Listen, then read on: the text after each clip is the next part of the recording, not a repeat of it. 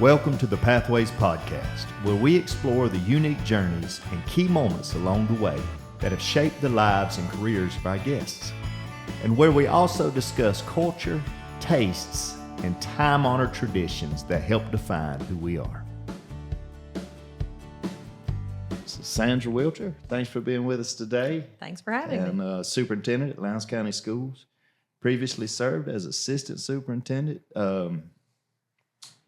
Has an educational specialist degree in school leadership, licensed clinical social worker, began her career with Lowndes County Schools in 1999. That is correct. Well, tell us about your day. I know it's been exciting so far. Well, I started off at Hayhire Middle School in a school improvement meeting. We do that on all of our campuses each year just to be able to highlight the wonderful things that are going on. And that's part of our One Lowndes initiative, is that we're all working together, bringing our leaders together, supporting our schools. While I was there, I received a text actually that prompted me to step out, make a call that we had no water at Lowndes High School. Which can be a problem when you have 3,000 students and a couple hundred staff members. Of course, our first instinct is, what can we do immediately? We've got, it doesn't take us long for us all to jump in and figure out how to solve a problem. So we've had pallets of water delivered already. We, of course, made sure that our lunch could continue. We had hand sanitizer brought in. We're experts of that from back in the day. Right. We probably had them in storage somewhere. And we had...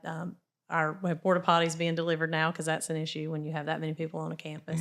Just making sure, what happened within minutes, our operations people, our facilities director, our maintenance staff, our leadership, we were all in communication together to say, what can we do to make sure that we have what the students need. And we came up with a plan about how can we virtually instruct those who do decide to leave. So far, that's been my day. Well, that's exciting. And thanks again for coming to be with us, Yes. Danny, with all that going on. And then I came here. Right.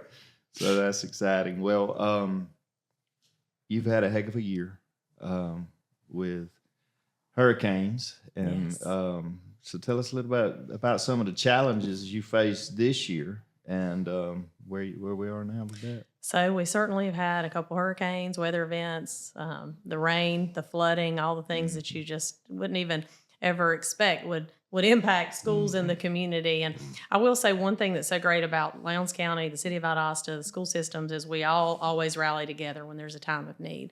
So as we faced both of the hurricanes that came through here and the flooding and other weather events, essentially, our staff said, what can we do to support one another? The most important thing is, how do we support each other through this? Because people experience immense amounts of trauma and tragedies in their own personal lives. So we have to put learning on hold for a minute to say, how do we get the foundation back in place so that people can come, not just into our buildings, but to a place where they get a sense of community.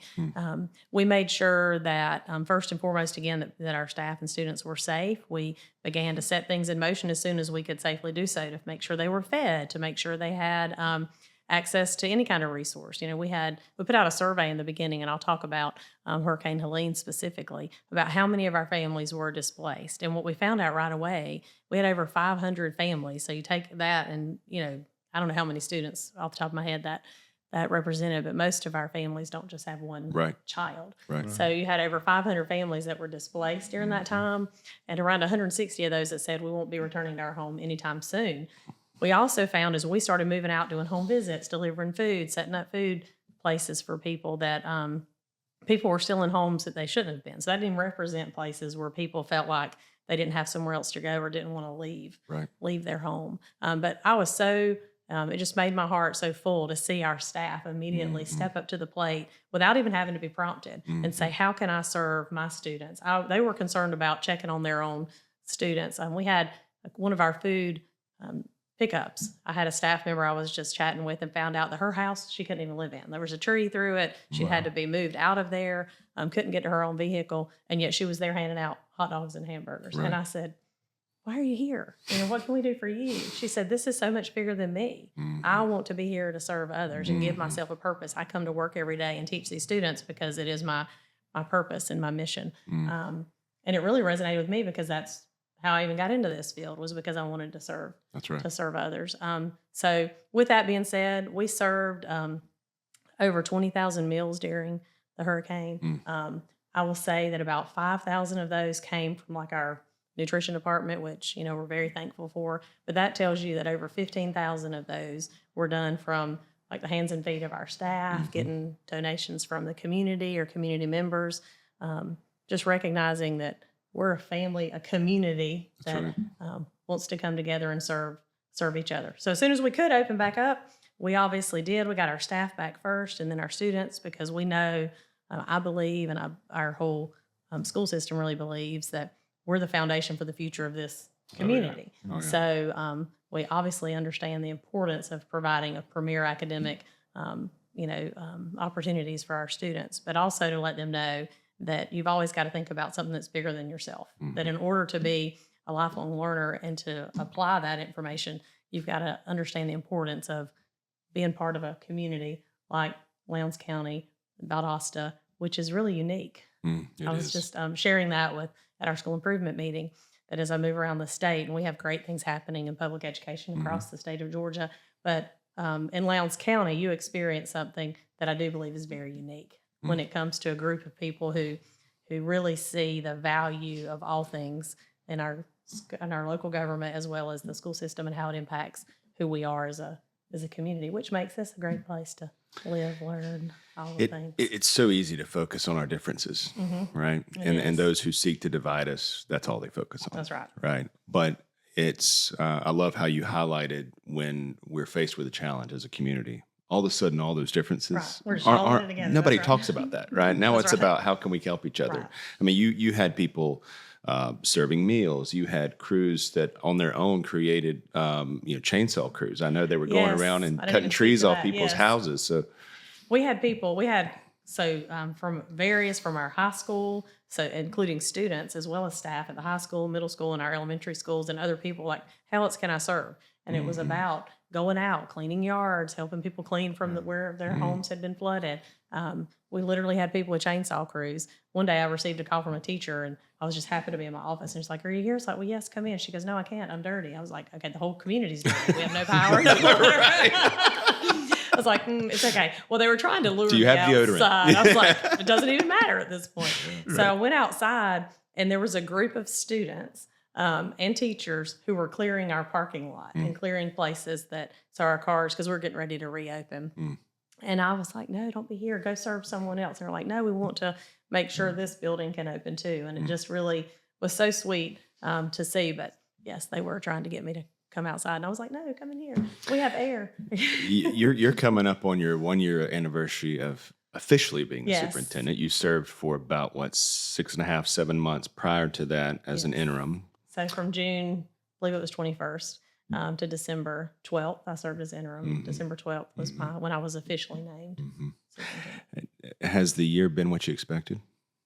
I don't really know what I expected. So because I just was so thankful for the opportunity, and I genuinely mean that I didn't have an expectation. I was just like so humbled by the opportunity to serve. I could not have predicted it, maybe a better way, like what it would look like. All the ideas I had about what was going to happen or what to anticipate or the areas where I would need growth to learn they weren't, I didn't know I needed to be a meteorologist. So that was a class I had not signed up for. So I hear AI is more accurate than most. Checked, so yeah, exactly. We Yeah. do have Fairweather app on my phone. So that was helpful. But to really just realize that you just always need to be prepared really for the unexpected, but also prepared to be willing to make a decision, but to not do that in a silo. Years ago, and I can't remember the exact year, but it was before, it was like well before COVID. So I would think in the 2017, 18 range, the Department of Education came out with some talking points, professional learning about not working in a silo. Right. And I may have the dates completely wrong, but the importance of making sure that people were working in unison together across all fields and departments and throughout the state and inside your communities. And I remember I was at one of those, workshops, and I was thinking, well, really, of course, this is who we are in Lowndes County. Right. We already knew this. Right. On the same hand, it resonated with me about the importance of not just communicating, but collaborating and like bringing everyone together in a manner that says we're not just sharing with each other what's going on in our worlds, but we're working in unison to recognize the whole child is important and that each piece feeds the other. Right. Does that make sense? Right. And so as I stepped into this position, that was already my mindset, is that this is not Sandra Wilcher, the superintendent, leading the school district, and Sandra Wilcher having the privilege to be at the helm of the ship while recognizing all the great pieces that come with that. The leaders that are in place, teachers, obviously they're the reason we show up every day, so that we can serve our students and the community. So that was my mindset coming in, like just the privilege to be able to move forward with that group of people. So, to my knowledge, you're the first female superintendent of Lowndes County Schools. I was also the first female assistant superintendent. Right. And you're effectively the CEO of the fourth largest employer of Lowndes County. I think you said very humbling, yes. 1,470 employees. How many students? 10,680-ish on a good Plus or minus. Plus or minus. Right? That's right. I always say 10,600 plus. You are a key leader in this region, not just this community, because Valdosta is the regional leader of South Central Georgia. So in effect, that puts you in a very powerful position, right? The decisions you and your leadership team make influence property values, influence the ability for industrial authority to attract future employers, right? But it sounds like you have been totally prepared for the role that you've now been given the opportunity to step into. What do you feel like is some of the opportunities for growth that are presented to Lowndes County school system, and what's the plan to address those? So for growth in the school system, obviously our main mission is academics. As a matter of fact, again, back to the school improvement meeting, we're always digging into our data. Where can we grow next? Which of our students are proficient, which are distinguished, and which are those students that have struggled? And how do we make sure we're addressing all of those, like for everyone to be able to grow?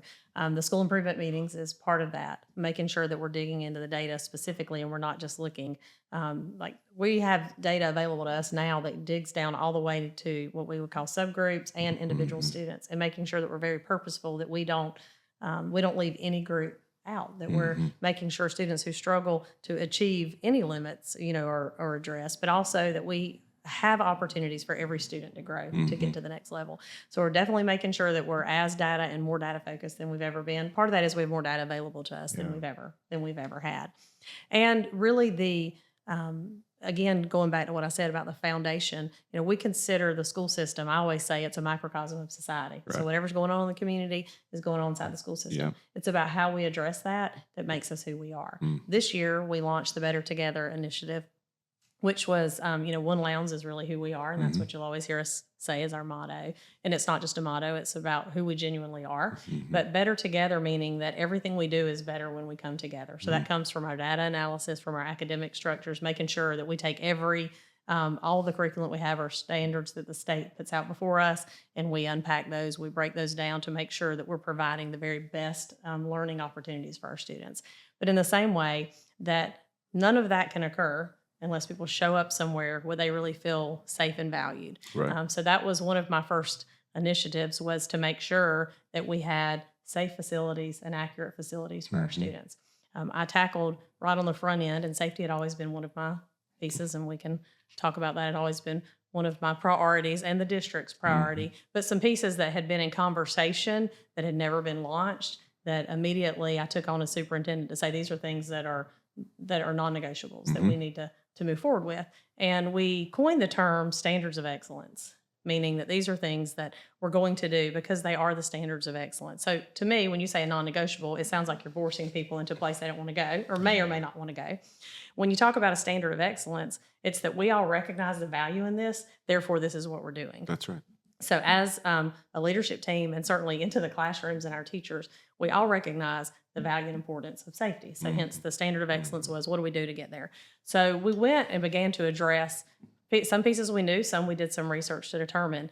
We had some areas, as a rural school system, so people don't always think about Lowndes County as a rural school district because we are a large school system. We have a healthy financial position. But, our schools from Clyateville to Pine Grove, Lake Park, even in Hayhire, even though it's inside of a city, struggle with communication. Right. Some of that's about the structure of the facilities because they're very strong. They're going to sustain, obviously, they can sustain a hurricane and a variety of other things. But we had communication issues for our SROs being able to communicate out of the building. Many times I had walked the building when there was something we were assessing with the sheriff's department, and you could not get a signal to call out. I was with the sheriff one day and we were walking through one of our buildings, and my phone would work just because I could hit Wi-Fi, but their radios and other things did not have the boost that necessarily was needed. So one of the first pieces we did is determine where was that an issue, and we put in VDAs, bidirectional amplifiers, so that all of the law enforcement, be it a ambulance or a deputy, that their radios could get out. There would be no hindrance for communication with first responders, law enforcement, et cetera. So we put those in immediately. We began to look at other communication pieces. We used Centegix, of course, which is our safety piece. We made sure that was, we boosted some of the elements that surrounded that piece. We reinforced the glass in front of all of our, every school, you had what we would call tempered glass or some form of protection in their lobby area. So we made sure that all of that was reinforced to a degree where it was safer. We made sure if there was any area that was where we couldn't see with a camera, that we installed endless cameras across the district to make sure we were picking up blind spots, lighting, some other areas that we went through. And I've just envisioned, because I have like a 2-page list of these things that we did this year that were about how do we make reinforce our campuses to be safer so that our students and staff feel safe when they're there. Fencing, we added in a variety of places. So I really am proud of that. And what I mean by that is that our board, when I'm talking about board, I mean our board members and our administrators were immediately inside the conversation and wanted that as much as I did, and were able to give us the ability to do that, both financially and the insight that would need to come from our teachers and administrators about places that we needed to address. And all that was done right out of the gate. In your previous role, as we Yes. begin to step backwards, Assistant Superintendent of Student Services, right? Yes. Wow, that's a broad field. It is. Yes. And you were in that role during COVID, but you're talking about safety, so your experience in that position probably made you very focused in that space. Yes. So could you just kind of back up and tell us, what was that experience like going through COVID as Assistant Superintendent, and maybe how that developed your position now? I want to mention one more thing that fits into that area too, because when I was talking about safety and facilities, because one of the other pieces when I did this as interim was about Lake Park and recognizing the value of getting Lake Park construction back on the table. Right. Yep. And I was very passionate about that even as an assistant superintendent. And I will say that almost immediately we brought Lake Park back to the forefront to be able to be built. And again, getting us a facility that's in place for the standard that Lowndes County sets in place. So back to, as an assistant superintendent, I was actually named assistant superintendent in 2020 as we came back to school from COVID. So just before that, I was a director. So I will start there a little bit. Sure. I had served as a director of student support. So it was director of student support, assistant superintendent of student services. So as a director of student support, that included your nurses, social workers, counselors, safety elements, school resource officers, hospital homebound, PBIS, which is your positive behavior intervention. It's like all things that touch and impact the classroom outside of curriculums. I always explained it, fit really in that umbrella. So when COVID came, it naturally was just one of the places where, because I had nurses and just because of my background, was very passionate about, okay, how do we make sure that we are serving people well and making sure that we have, all those elements in place. But also what I found was we were having a whole lot of conversations about what we needed to do and needed a structure. So somewhat my nature was, well, hey, let me help create this structure that we can all work inside of. So from that, we developed the COVID response plan. Of course, again, just this community having access to the Department of Public Health and other community members who were actively involved in those areas, and being able to set up a framework that honestly ended up being replicated in many districts across the state. We set up a lot of electronic information systems, COVID reporting forms that went into place. But one of the biggest pieces with that is that we were able to capture places where people had needs, and we were able to communicate seamlessly with teachers and with students to make sure we were providing a campus that was as safe as you could, in terms of the health piece, but also resources that others may not have, because a great number of our students would have limited health care. So being able to use our nurses, our social workers, our leadership to be able to make contact with those people to help them know how to get the help that they needed, I feel like really positively impacted not just our school system, but the community, because we were having conversations constantly and connecting with doctors and Department of Public Health. So with that, when we decided to reopen, I remember, well, I'll back up to March when I was in Mr. Taylor's office. It was the sitting superintendent at the time, and we were talking about what we were going to do, and say that was, I think it was a Thursday, but don't quote me on the day of the week. And then the next day we're like, oh, we have to close. We're like, wait, no. So we're thinking like 2 weeks, like, okay, we'll be reopen in 2 weeks. Because I've always said, if the lights are on and he and I could show up, we were having school, and that we would get people there. And to realize that we had to close really was not, and had to end up closing, and I could go on and on about that, so I won't, for an extended length of time. We all could go on and on about that. Probably best we don't. Yeah. Let's not. But was honestly crushing to us, because that is who we are. We're like, the children aren't in the building. Well, what are we going to do? And so we began to find other ways. Like, how will we communicate from all those departments I mentioned, our counselors, social workers, nurses, like, how can we reach out to these families and our teachers who they want to be in those classrooms with the students? So we're like, okay, if we can't, then what are we going to do to make sure that we don't miss a beat? Because we understand, our purpose here is teaching and learning. On the same hand, we know kids can't show up to learn if they don't have the resources they needed. So we had this group of people, which would have been the group I was connected with at the time, making sure we had the resources in place and the mechanisms in place to get to those students. While at the same time, teaching and learning, working on, okay, what are we going to do to get these kids what they need? And so we began to work on packets. Like, we didn't even know where the paper was anymore, because we're a one-on-one Chromebook district. Well, again, this really points out to the fact in rural Georgia, you have major access to the internet issues. Right. So we're like, okay, we got to come up with a new plan. So we developed how do you sign up to be a virtual learner? How do you get everybody access to the material? We created endless packets, put them out front. People could come pick them up if they didn't have the internet access. We boosted internet service at our schools, which have always been closed. Like, you could never have pulled up. Right. Like you could have somewhere, through time. But we opened up the internet access so kids could come into our parking lots at night or during the day if they needed to, and hit the internet, and tried to begin those virtual learning models. And again, the paper packets. And that opened our eyes to making sure that we worked on, navigating, but also advocating for more rural access to for our students, to have internet even now. And so that really was a new challenge for us to say, okay, we need to recognize how rural internet access is a major problem, which was also an issue during the hurricane that I'll come back to. But that being said, just how do we then decide, okay, we're going to open school and we're going to make sure that these students can come here and come safely. So we did that in August. So we were closed the rest of the year.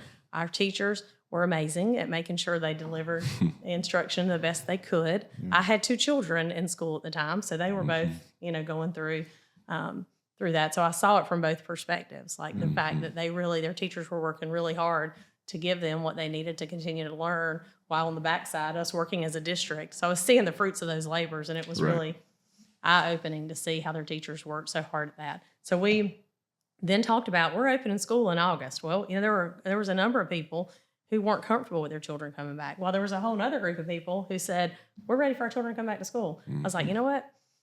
I feel like, and I say me, a group of us, because again, we talked about we don't work in a silo, came together and said, well, we're going to make both things happen. And we had not had a virtual learning academy before. Some schools had that. Right. So we're like, okay, well, there's nothing Lowndes County can't do. We put our mind to it. So we're going to make this happen. So we did, created an instructional model that was virtually based, and we opened up our classrooms. And that was a whole nother journey of just figuring out, how do you get people to register, so create a registration process. What about the buses? So we get the buses rolling. To these children need to be on the bus. Obviously, these families don't. And it was amazing to watch our group of people come together and make that happen, and to tackle the challenges. And, we learned the hard way on some things, but, I always say iron sharpens iron. So that was a way to grow and go. During that time, we're spread out in our business across 7 states on the eastern half of the United States. So we're all over the place, and talked to people during that time. and we were sharing stories back and forth of how we were handling things locally, particularly in school, because a lot of our team have children, and I can tell you that our school system was the envy of everyone else that we came into contact with, because of I would say the courage that it took to step out in faith and do what you believed was right for all students involved and employees, and your team. And I will say, we heard from both perspectives, the challenges and the celebrations about opening up.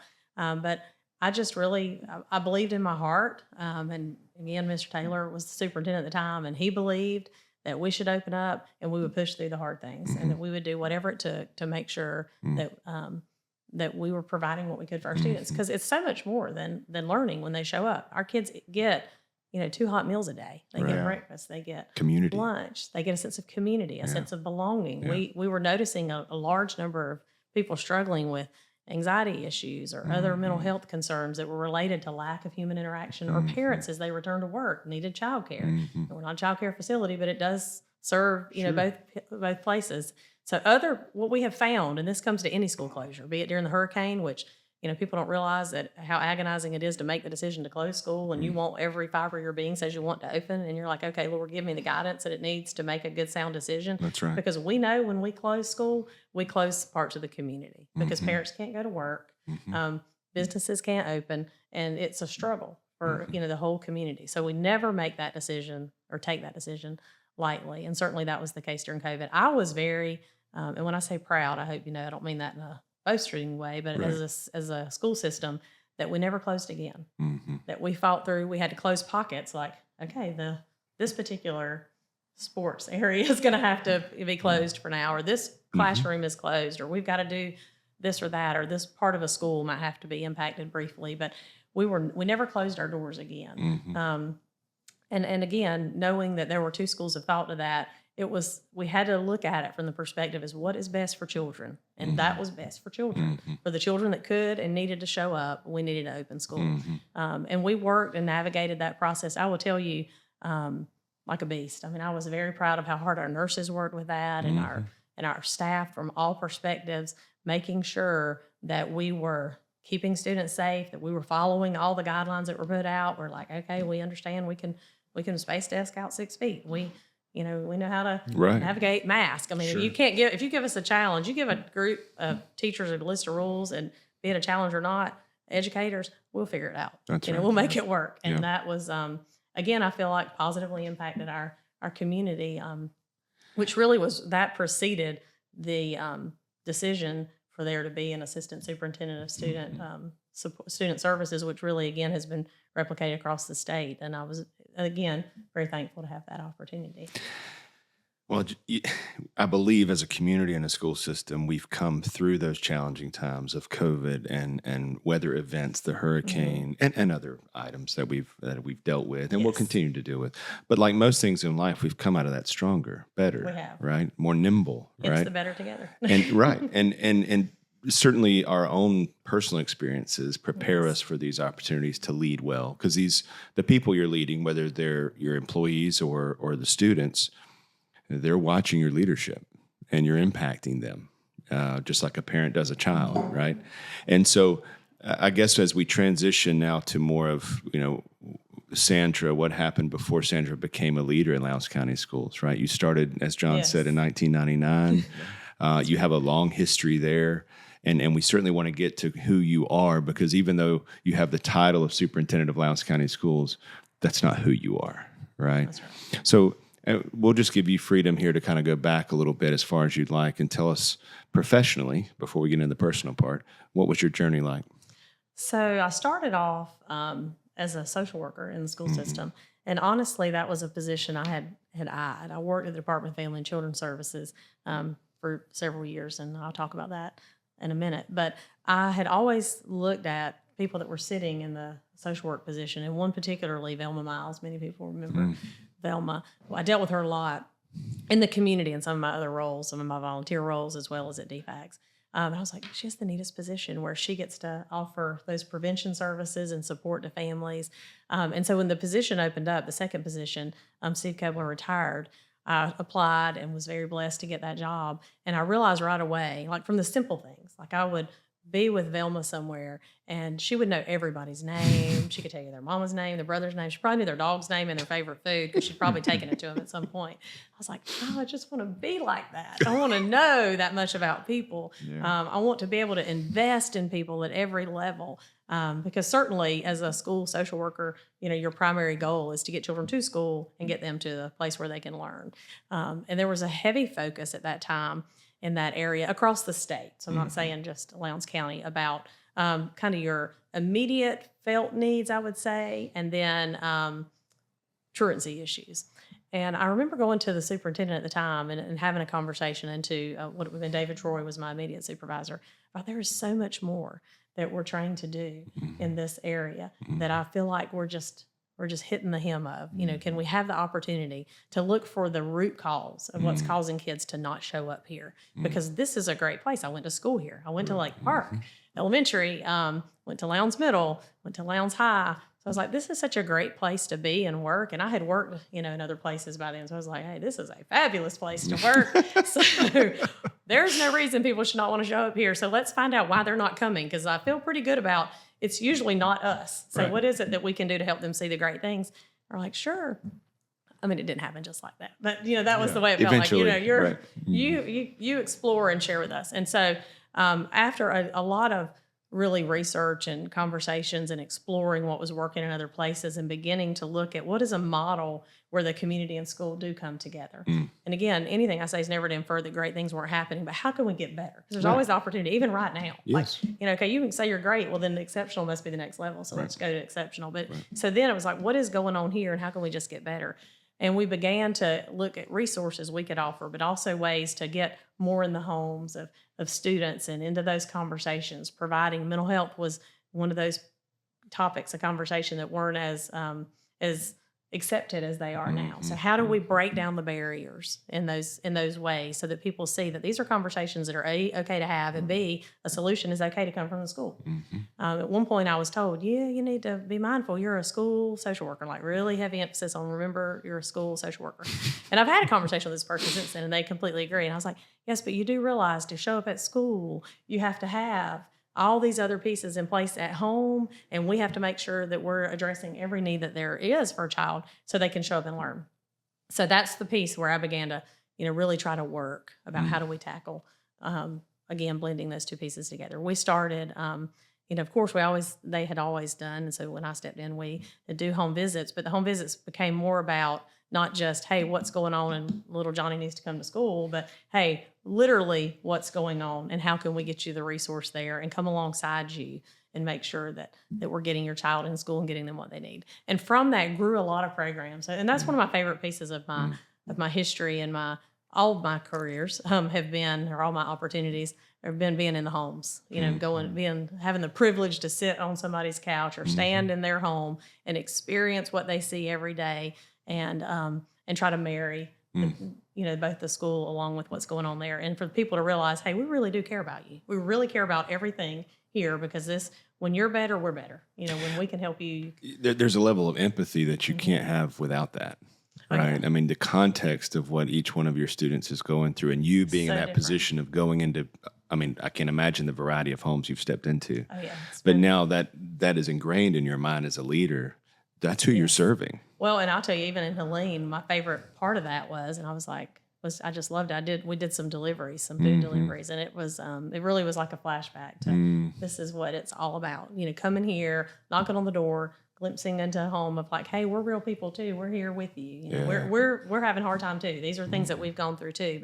But so from those early journeys is where we began to look at programs that are still in place today.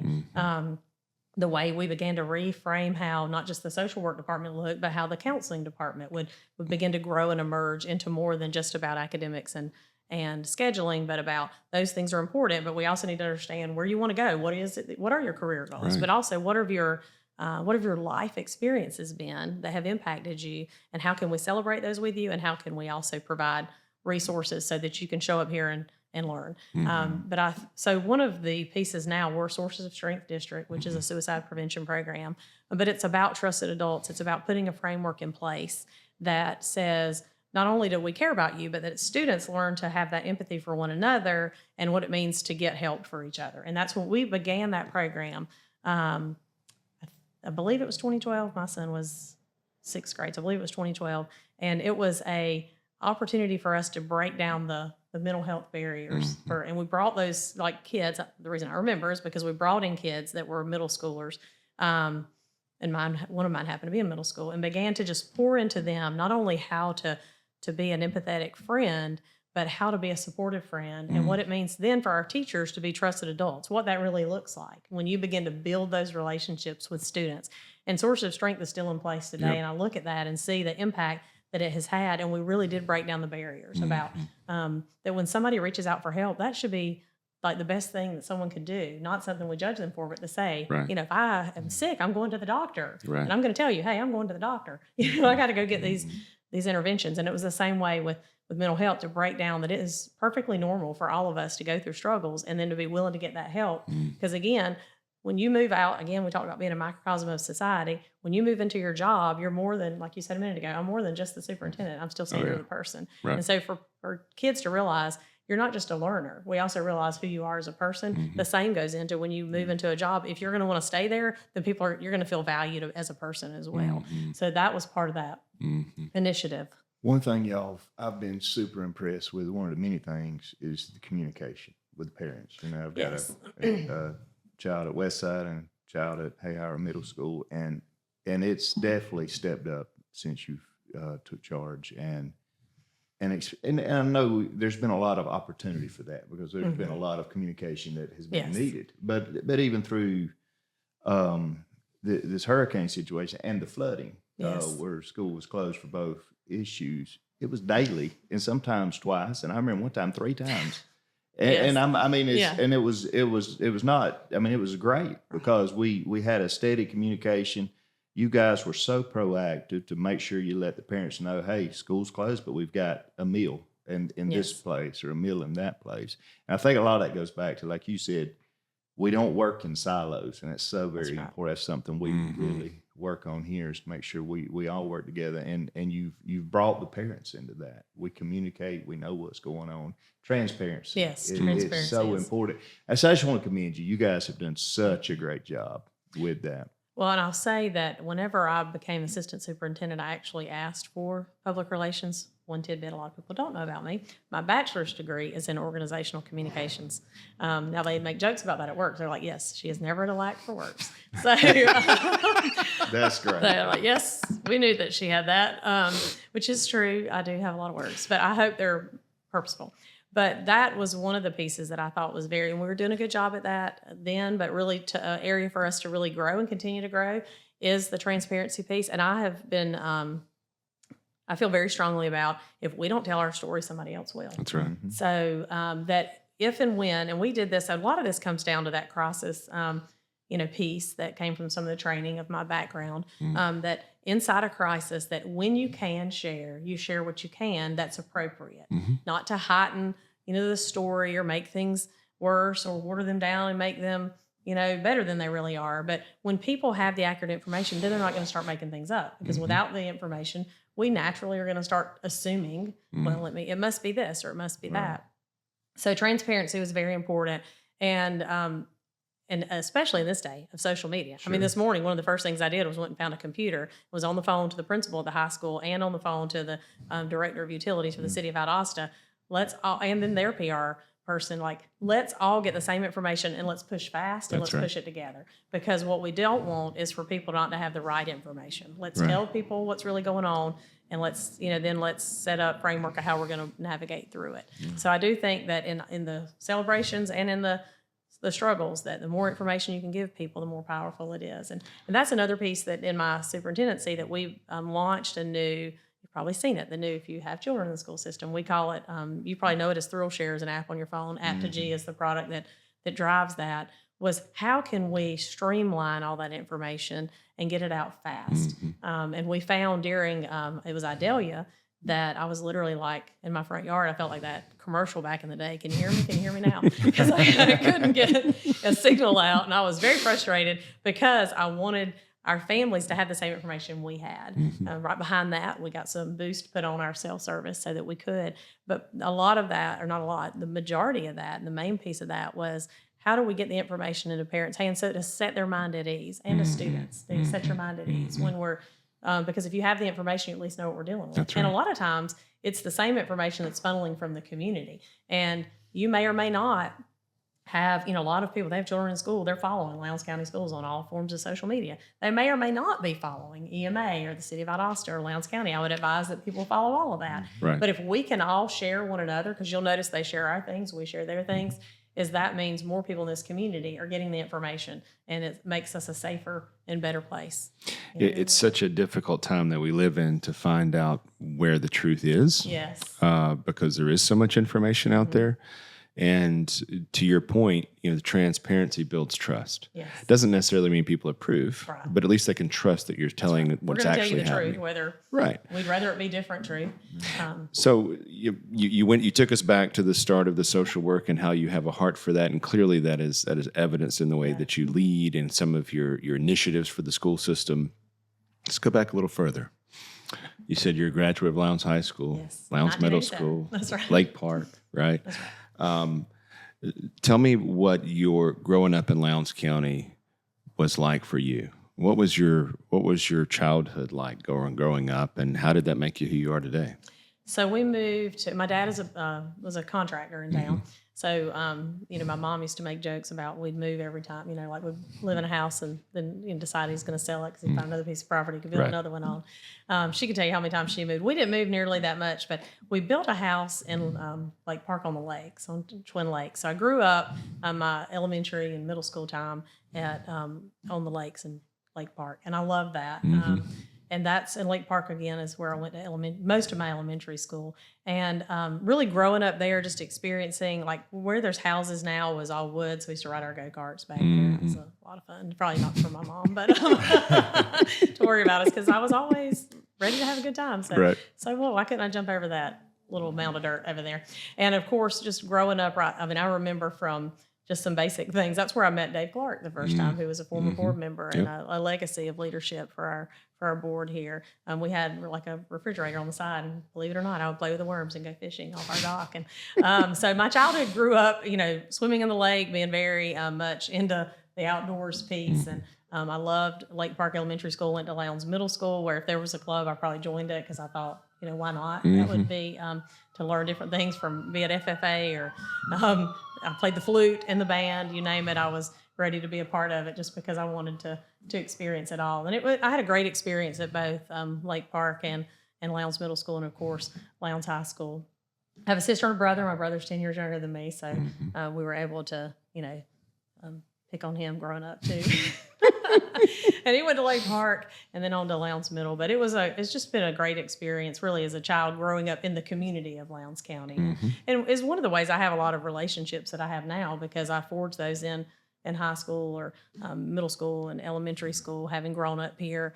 And I believe that is an advantage as a leader in this district because I did, have those relationships with people and the insight and knowledge of what it means to be in all aspects of the school system and recognize the value that the school played in my life, growing up. That much of what made me who I am today are pieces that I learned from teachers and others who invested in me in school. And I had two fabulous parents who invested in me as well. My mom was a stay-at-home mom, so she spent a lot of time investing in us, but would later become a teacher.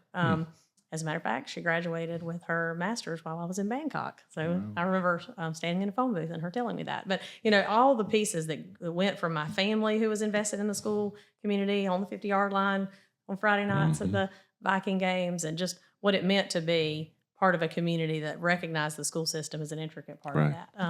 And I reflect now even on stories from when I was in school. My one of my campaigns, I think, for student council or something was flower power. So Your maiden I can name. be a little cheesy at the time. Yes, I was your Sandra maiden name. Flowers. So I can.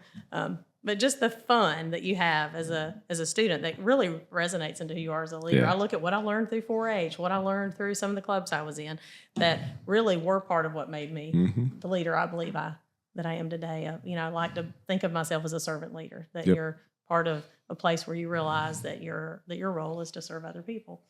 We share that same motto here. Our motto is serve each other first so we can serve others better. Right. That's right. It's if you don't take care of your team or your family first, you're not much use to the people that you're meant to serve. Or they'll think you're hypocritical. That's right. That's right. Well, so tell us a little bit about Bangkok. When I was actually an active member of campus outreach at Valdosta State, which is where I got my bachelor's degree and my master's actually, but I was getting my bachelor's at the time. And I went to, a summer beach project that was in Fort Walton. So I spent, most people think that's not a mission project, but it was. I spent a summer working at Alvin's Island. I'm sure we've all seen those at the beach, at Fort Walton Beach. And then I ended up, as I was graduating, going through the campus outreach model to Bangkok, Thailand, as a missionary. And so I learned so many things there, but really it was about serving other people. But I worked at Superintendent University because we were in there under that model, let's say. And so I taught informal conversational English classes at Superintendent University and built some relationships with students and people that then afforded me opportunities to travel out to where their families were, and then to be able to share things about the United States, to be able to share my faith and see what it would really be like to give them a glimpse into what it was in America and what it meant to be a child of God and what it meant to be a woman of faith and a person of faith that would then replicate itself, and still keep in touch with a couple of people I met back then through letters. You don't do any other thing, but just really was an opportunity for me to really have, I traveled a lot as a child, but when I say I traveled, like we went to the beach, we went to Disney World, we went to the mountains or anywhere that, my mom or dad thought, hey, let's go do this. But that was actually the first time I'd been on an airplane was to travel to Bangkok, Thailand. 20-something hours, but it was fabulous. Quite the first experience. I'm like, well, how much longer till we'll be there? But a very long time. So I went to Bangkok, and it was my first glimpse really into people that were just truly just direly in need, and not only spiritually, but the physical needs of other people, and just really what the lack of resources that many people had. And worked in a leper colony for a little bit, and most of those people had back then, or about now, had just been completely ostracized for being able to integrate into that community. So to be able to come alongside people who didn't have anyone else, and be able to support them and say, what is your need? Just listen, learning the value of really being a good listener. I did then, sitting beside someone who was laying in a bed, who you could very limitedly communicate with. We had an interpreter, and I had a little bit of understanding of the Thai language, but just to see the value and the tears that came from just listening and caring. I was like, that doesn't take a lot to just listen and care. So when I came back, I said, okay, I was working at a business here, and I was like, I want to I feel called to the missions in terms of in my heart, but I didn't believe that meant go out to a mission field. And someone that I consider a mentor at the time said, being mission-minded does not mean you have to leave Valdosta. It's like, oh, that's true. And I began some volunteer efforts. I had worked in high school for a brief period as a victim advocate with the district attorney's office. And so I was working in a business. I thought, that is so true. And I began to look at opportunities, and was afforded opportunities to volunteer, like with the Battered Women's Shelter and with some other places in town. And I told you I had a bachelor's degree, organizational communications, and I went to work at the Department of Family and Children's Services through an outreach program. It was called Right from the Start Medicaid, and it was about reaching out to people who might need that, maybe like first-time moms, pregnant women, and I actually worked in Brooks County, and that's where I began my career at DFACS. And from there, that was a grant program. We all know grant programs. You're always wondering, will I have a job the next grant cycle? Someone mentioned to me about Child Protective Services at DFACS in Lowndes County. I was like, well, I don't know, my degree's in communications. They're like, oh, you can definitely do it. And so I applied, and obviously the history's there. I got that job. And honestly, when I then decided to go back and get my master's, which was in social work, I was working at DFACS at the time. It was about the fact that I love this work so much. I don't ever want to be told that I can't do it. And there were conversations about privatizing. And that spiraled me into seeking the master's, because I said, I don't want to be told I'm not allowed to do this work anymore if it is privatized, because that's where my heart was. Even though I knew it was fully equipped, you just never knew. So in my mind, I was like, well, I'm going to get a degree. That means they cannot say you cannot continue to do this work. But, obviously the Lord had a different plan. I mentioned earlier, I met Velma during that time and was like, now that's the work for me. I love this work where I can come in and help people and support them in hard times, but I'd love to do the prevention work too, which schools give you the opportunity to do both, to come along with people and support them through the hard things, but also to say, hey, maybe we can avoid some of that ever happening. And I will say, I tell people this now, two things, so I don't forget them, is one is we know people that we as a system go through some hard times, but we also know that we come alongside people who are often going through hard things. And I always say these are not our stories to tell. That there are times when people want to share that, if they want to share that as an opportunity for others to learn and grow, but that it's not our place. So I value as a leader confidentiality as much as I do anything else. Sure. That it is very important that we keep those things, but also that we are mindful that that everything we do every day is impacting somebody. So make sure that you're mindful that every task you're taking on, every opportunity you're entering into, that you do it from the perspective of, how do I make this a better place? How do I help other people?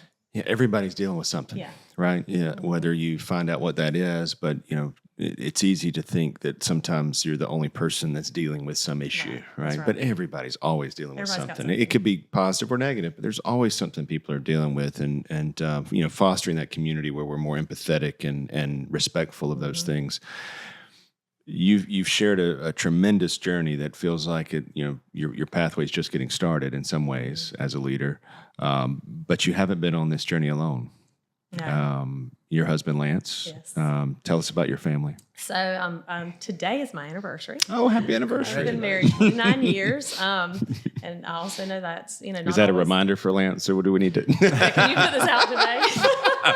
He woke up. No, he reminded me. I'm just kidding. But yes, so I've been married for 29 years. I actually met Lance at church. We were going to Morningside at the time, and I taught in the college and career Sunday school arena, and he came there. That's how I met him. So we later would marry 1995, so hence the 29 years. And we have two children. Reed, my son, is 23, he's in sales, living in Jacksonville right now. And my daughter is in law school.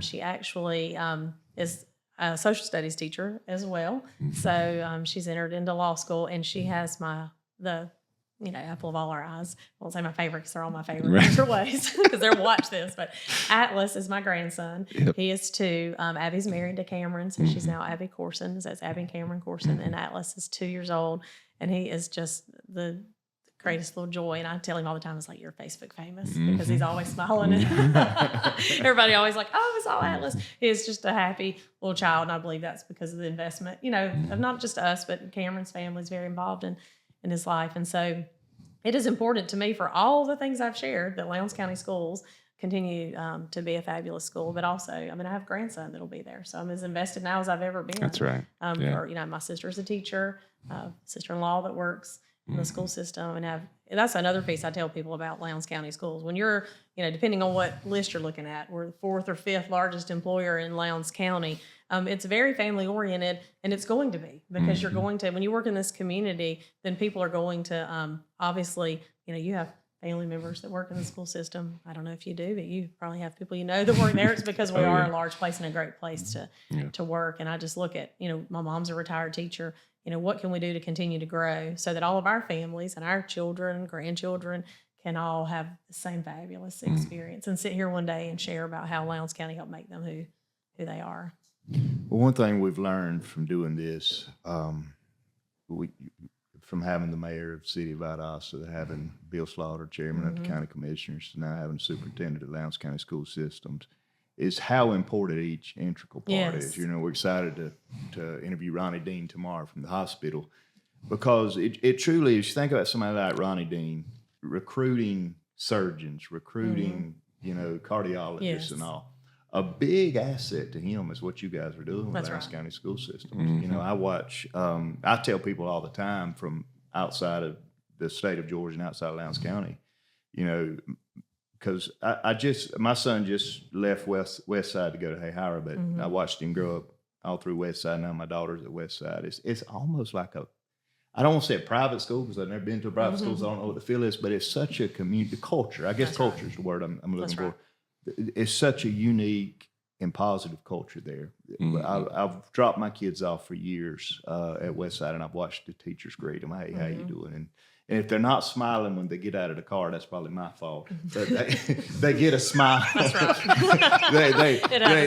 Did you do your homework? Did you get your all those things? But I've watched both of my kids just light up when they get out. On that walk in, and my son still, even at Howard Middle School, he's kind of at that age where it's hard to get him to smile. And he's got his little ear things in, listening to music on the way. But they always greet. It's what I've recognized is just culture. And I've said that culture is always due to leadership, and strong leadership. And it's obvious that the leadership is continuing stronger, stronger. So thank you for your leadership. So many things that you've said that I'm just, they inspire me and motivate me. So thanks so much for taking time to do this wonderful story. I had a friend of mine said, you're going to really enjoy her. She's such a great leader. And he was absolutely right. But thanks. I know you've got a lot going on. Hopefully they got your water back on now. I think it'll be an all-day affair, but it's okay. We're prepared. Again, now we need the city to work with the county. It all comes together. But thank you so much for your time. Oh, yes. And I will say, just, in closing, that I could not do this work if I wasn't surrounded by great leaders. And to your point, that the leadership in all areas, from our board to our principals, assistant principals, and every supporting role, that when you put the right people in those places, it makes it certainly seamless, place to be when you transition to a position like this. But I am very thankful for the leadership that we have, and we work really hard to make sure we're recruiting people who come at this from a servant leadership position, and also recognize that we are truly in a position where we, as One Lowndes, we are better together. And I don't say that just as a hashtag or motto, but to say that we realize coming together as a community, like you talked about a minute ago, is essential for us to continue to grow and excel as a school system. But thank you. Well, it feels like you've been in a position that's a divine appointment for you. And so thank you for your leadership, and we look forward to having you back for future conversations. And I will say, you're like, see, I told you I had a lot of words. That is where I was headed a minute ago, and I didn't go there. But I do feel like people would ask me, when did you decide you wanted to be a superintendent? And I was like, it was definitely God appointed, because I could not have, if I had set out to get here, then I don't know that this would have happened. But instead, I can look back and see how God uniquely wove my history to get me to this place where, at this point in time, I am the right person for this position. That's right. And I say I've been in all 11 schools. I've worked inside all of them. I know where every broom closet is. I have relationships in all those places, and it's because I had that unique opportunity based on all the privileges I had of service in the school district. So I could not have done this on my own. I know that it was definitely God's choice for me, and He wove that path and helped me land here. That's why it brings you so much joy. Right? Yes, it does. Thank you again. Thank you.